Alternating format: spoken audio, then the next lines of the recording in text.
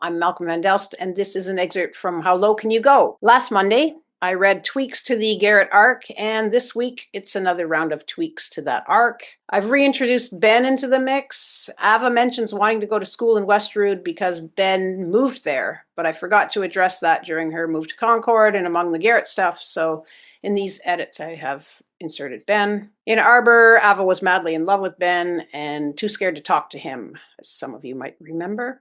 This first part would appear in the middle of the Fat Lady chapter after Ava goes to Concord and finds a room for the summer. At this point, she's living with Eduardo, the possible attempted murderer. Bring. Hello? Hi. Is Ben there? The girl on the other end is quiet for a second. No. My heart pounds.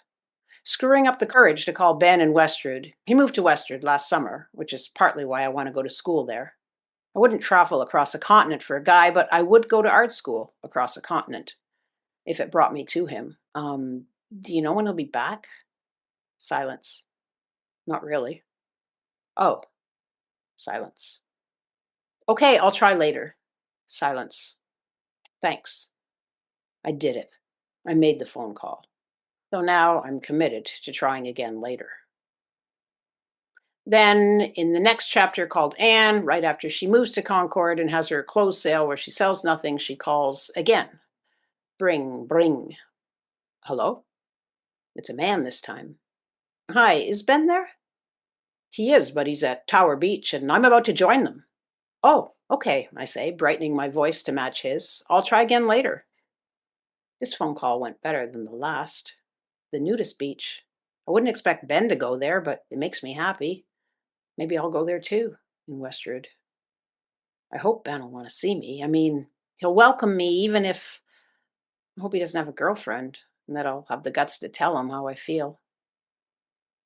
Now she's in Concord, hanging out with Anja, trying to model, selling acid. Then in the Garrett chapter, after she sees Garrett wasted at the Bovine Club.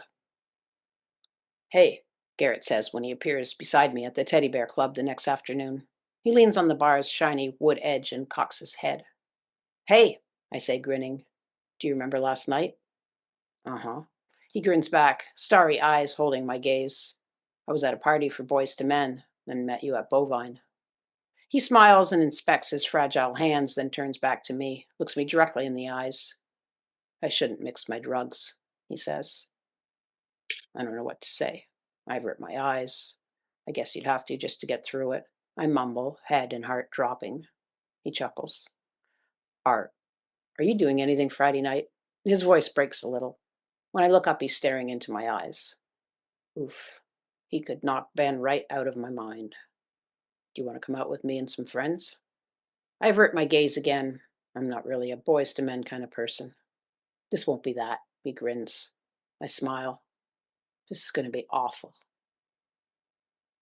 Then we have the rave date, the porn shoot with the guy in stockings and bad makeup, and Dave, the strip club bouncer, not answering her pages, ignoring her when she arrives at Howie's gig. Then I want to talk about my shoot. I wish someone would ask about it, but I don't want to bring it up at Howie's event. Anja knows, and Dave, of course. So it's a good bet that Howie and Darren do too. My mind and heart race. No, tumble. Concentration and calm wrecked. Dave said I could call. Anything could have happened to me. Anything. I glanced towards the door. Garrett? Coming up the stairs, inspecting the posters on the stairway walls with exaggerated interest? Garrett? I didn't invite him. Did I? Anja? For me? Or for him? Because, oh my God, he must like me, like me. At the top of the steps, we catch eyes. He half smiles, but instead of coming over, heads to the bar and sits down, alone. What the hell? I can't deal with this right now. There's no way he merely wandered into this bar by coincidence. I turn to Anja, Howie, Darren, and Dave. No one's talking. Everything about this night is messed up. Hi, I say to Garrett. Hey, he turns to me, then back to the bartender, who places a drink in front of him. Thanks, he says to her. Do you want to join us? He shakes his head. Well, can I get you something? He smiles at me, with, I think, hope in his eyes. I'm okay. I say, holding up my half-finished beer. He nods, then turns to his drink. I look over at my friends, or not friends, if you consider how Dave lied to me, then back at Garrett, who's pretending to not be my friend. How was your roommate's set? He asks. I didn't see it. Oh, that's right. You had your, shoot. Yeah. After a few seconds, he asks, how did it go? It was okay, I reply. Made $100. He chuckles. Are you okay? I ask him. I'm fine, he says, eyes down, no smile on his face. I don't know what to do.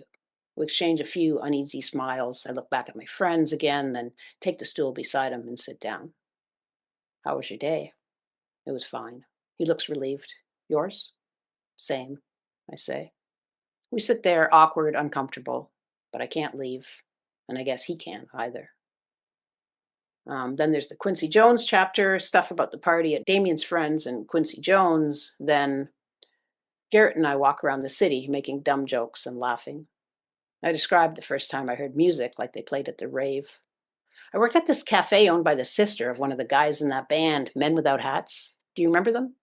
You can dance if you want to, he grins. Yeah. Anyway, we had the first cappuccino machine in Arbor at that cafe, and I was so proud to work there because of that. I grin and shake my head. Garrett doesn't laugh. He smiles.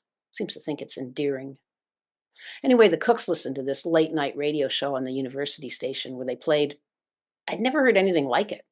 The music was squelchier and more cartoonish, but similar to what they played at that rave. House music. Garrett grins. I was throwing parties a few years ago where we'd play that. You? I'd read all about Frankie Knuckles, Chicago, and the house music scene. Yup, Garrett nods. I even cut the lock off a warehouse once. He mimes using a big pair of bolt cutters, exclaiming, Me! Me! And laughing. We piled our stuff in, got everyone inside, and locked the door. Partied till the cops came. I stare at him, doing math in my head. He had to be one of the first people doing house parties in Canada. We did it a lot, he says. I had dreads this long. He makes a movement on his forearm with his opposite hand. You? He grins wide, nodding.